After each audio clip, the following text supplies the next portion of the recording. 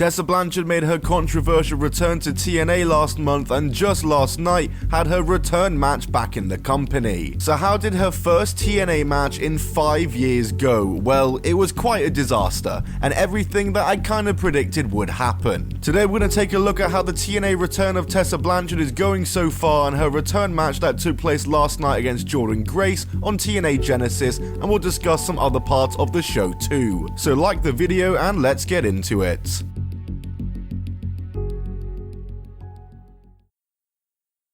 Right, so if you've been living under a rock, Tessa Blanchard made her shocking TNA return last month at Rebellion, attacking Jordynne Grace. It's obviously a very controversial move given Tessa's history, and apparently Jordynne Grace didn't even want to work with her. Regardless though, this match has been building up for the last few weeks, with the two women attacking each other each week on Impact, and with Tessa looking to re-cement her place in the company she claims was built off her name. And the match between the two was officially made for TNA Genesis, which took place last night, and there is a lot to say about this match, so let's just jump straight into it.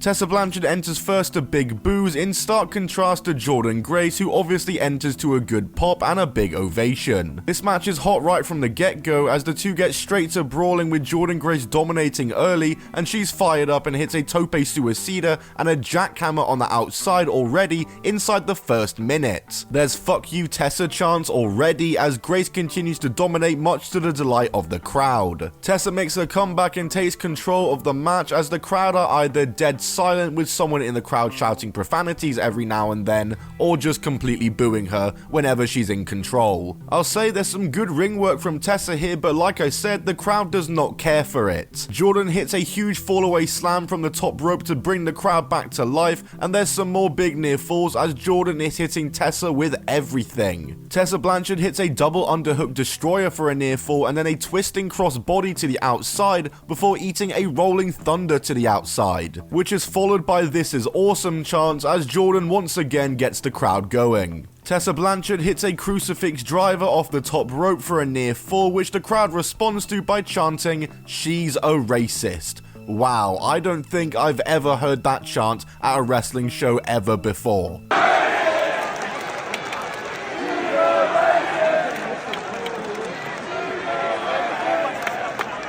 Some rest holds and more near falls as Tessa goes for her finisher Magnum, but Grace avoids it and gives her a Grace-Aro swing. Tessa Blanchard takes an awkwardly long amount of time trying to take off the turnbuckle pad and just isn't able to before just giving up. They work around it though, as Tessa reverses the muscle buster into a buzzsaw into the turnbuckle that wasn't exposed. A big near fall off that, and Tessa then tried to get the middle turnbuckle off, and this time does succeed, bulldogs Jordynne Grace into it and hits the Magnum for the win. It was an awkward closing stretch, but as a match, it was a good match. However though, the fans completely rejected Tessa, and this is exactly what I said in my last video. No matter how good her in-ring work is, how good her matches are, there's a very high chance that the fans in attendance are just going to completely reject whatever is going on in the ring if it involves her. And yeah, literally, this was a really good match. Both of them were working. Jordynne Grace was really getting the crowd going, and yeah, that was a very common theme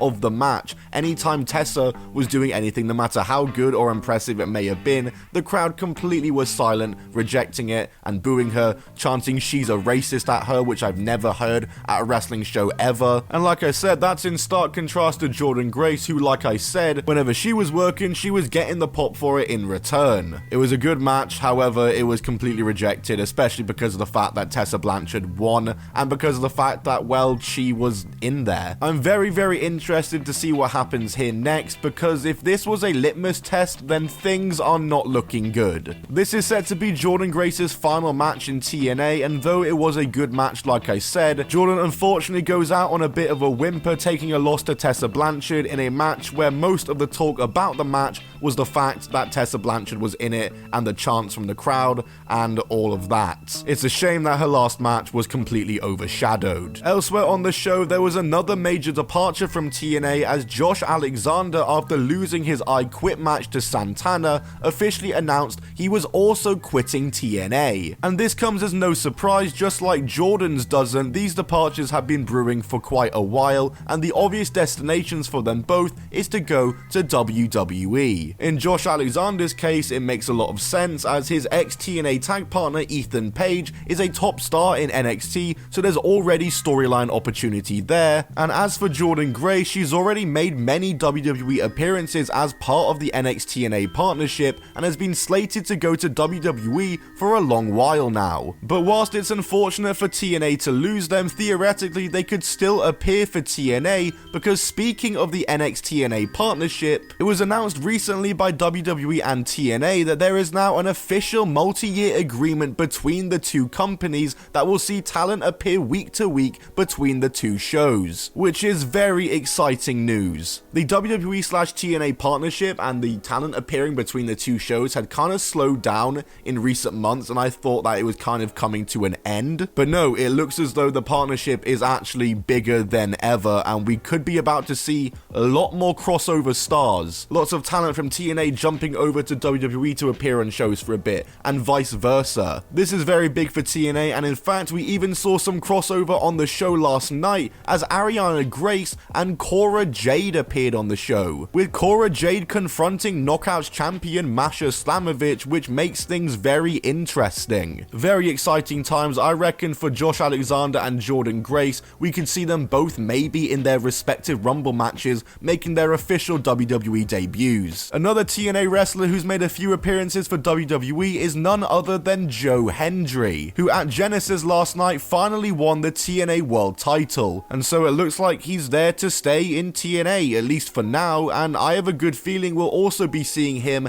and the TNA World title belt make an appearance at the Royal Rumble. Joe Hendry, after he lost his last world title attempt at Rebellion last month, I thought was probably not going to last much longer in TNA and was WWE bound, but apparently his TNA contract runs through to the end of the year, so it's good that he's locked in with TNA still and is going to carry the world title belt. And I also have a feeling that Joe Hendry is being positioned as TNA World Champion, because I think Joe Hendry is going to be the main TNA guy who is appearing on WWE frequently. And what better way for TNA to get exposure from WWE than have him carry around the TNA World title whilst he's there. So overall, things are looking good for TNA. They seem to be the best business-wise they've been in a very long time, which makes it all the more puzzling why they brought back Tessa Blanchard in the midst of all of this. Maybe they saw this as the safest time to bring her back or something, but after the chants I heard during Tessa's match, I really don't understand why TNA are willingly dealing with that. And also, before anyone asks, no, I don't think WWE will bring in Tessa Blanchard as part of their partnership and deal with TNA. I think that would be a really bad idea on WWE's part. In a way, I wouldn't be too surprised if it did happen, but I don't think it will. If WWE wanted Tessa, they could have just signed her themselves anytime in the last 5 years. There's no reason to do it now, and once again, last night showed that, because after what I saw with the way the crowd responded to Tessa in her match against Jordynne Grace, then I don't understand why any major company would want to take that risk, especially WWE, you know, the biggest one. Anyway guys, that's it from me giving my thoughts on what happened on TNA Genesis last night. Obviously, this wasn't a review of the entire show. This video was originally gonna be that, but I thought I wanted to focus more on the Tessa Blanchard stuff and the bigger stories. And as well, I've only caught a few matches from the TNA show, which were all the ones I talked about in this video, because I was watching the GCW Hammerstein show at the same time last night, and there's gonna be a full review on that show coming out in the next few days. So stay tuned for that one, because that was 5 hours of GCW just